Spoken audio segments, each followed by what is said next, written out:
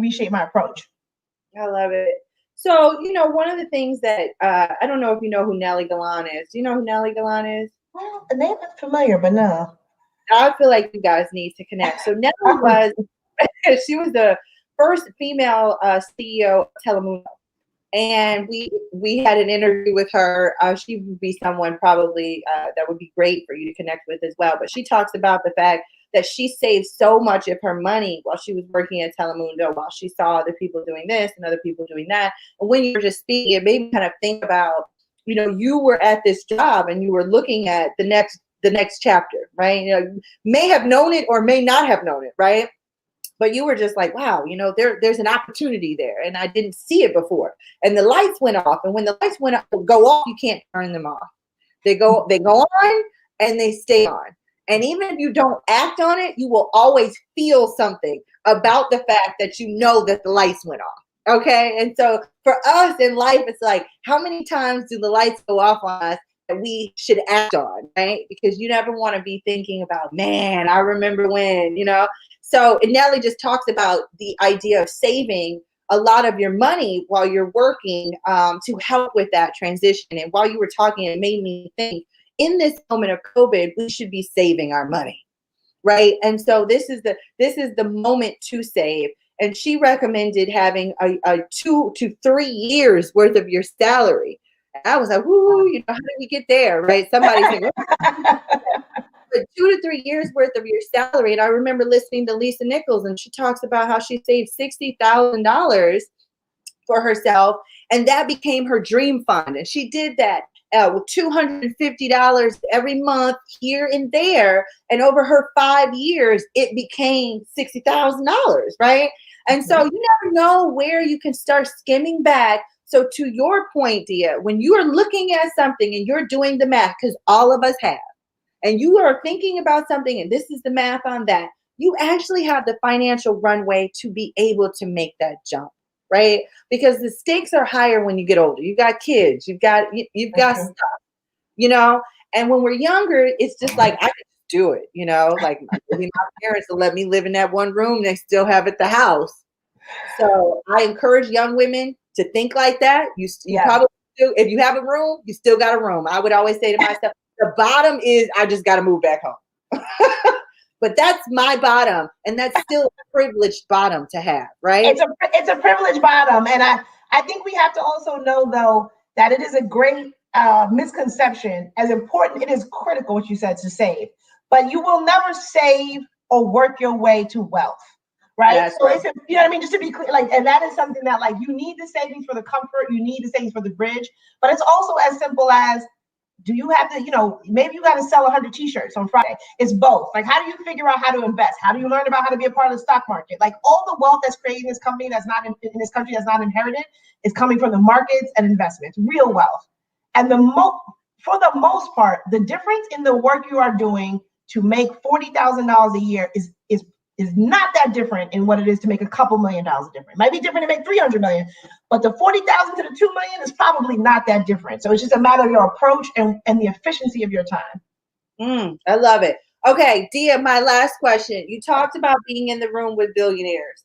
Yes. And some of us are like, oh, we're not worthy. We haven't been there yet.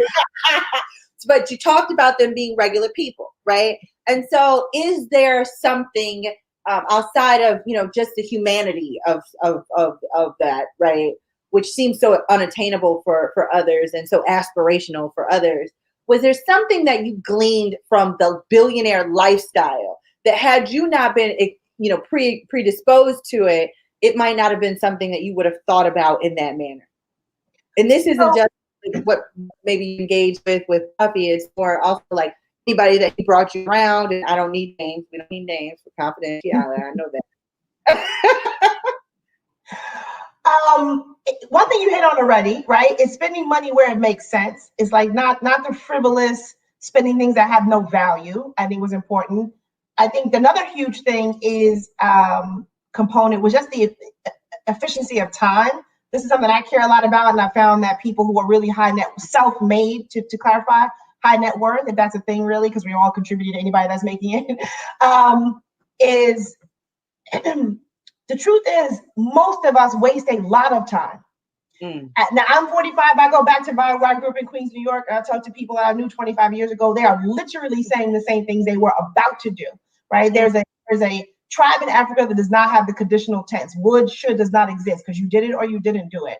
And the running joke of Beyonce has the same 24 hours we do is a real thing. I'll tell you, the running thing I've seen was they tended to get up early. That seems like a very small thing, but one very simple thing was they tended to be like, oh, I start my day at 6. Oh, I start my day at 5:30, I start my day at 7. Because they know that saying time is money is an insult to time.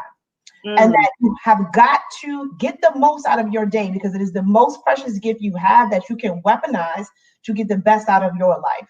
That comes back to being humble. That comes back to being grateful. And if you wake up in the day, and this is not only whenever I get asked, like, do you have any rituals? Do you do anything the same? The only thing I do the same every day is wake up and be grateful for the fact that my feet even hit the ground. And I found that how important your time is was a reigning theme for billionaires. And the last thing is something that this community I think is doing right now. What you do, Natalie, is they take care of each other. I can tell you how many our strength as a group is enormous. We could not be stopped as long as we worked in collaboration. When I have a chance to be around these billionaires, these 100 millionaires, they are calling their roommates from college to do this thing. They are making sure their son's homeboys' parents are taken care of in this next round. They ensure they keep the wealth in their community. They build each other up along the way. I feel like I'm super inspired to see that we are now at the point that we're working and we're coalescing our efforts. But the things that we can do to get $5 a person, right? You know what I mean? You think about raising $60,000, but you could also go out, do a Kickstarter for 15, ask everybody, for $25.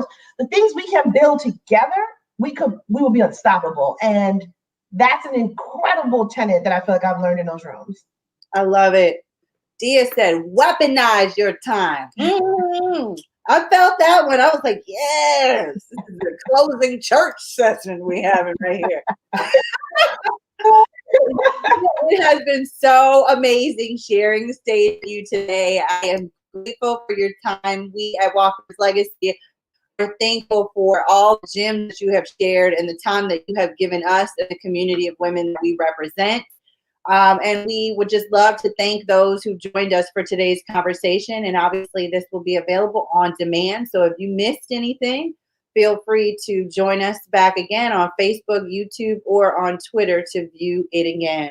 Walker's Legacy programming looks to bring you insightful, meaningful opportunities for conversation and community. And we hope that you found today during this special on-demand and live conversation. We have a couple of upcoming programs, which we are super excited about. On October 30th, we are going to be having the launch of our men's program. So Walker's Legacy women always get, we always get men that come to our stuff and say to us, can I come? Is it okay if I show up? My wife wanted me to come too. And I'm like, it's okay. You all can come. But we have 30 power-packed speakers, industry leaders, and Isaiah Thomas, who will be doing our keynote for the Men Who Enterprise Digital Summit on October 30th.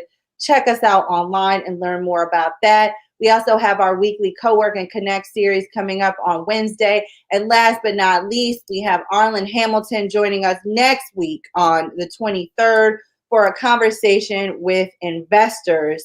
Arlen is a boss, and a boss. And that's all we interview with Ask a Boss. So again, thank you all so much. And Dia, it was awesome. Appreciate Thank you. Thank you so much, Ali. Absolutely.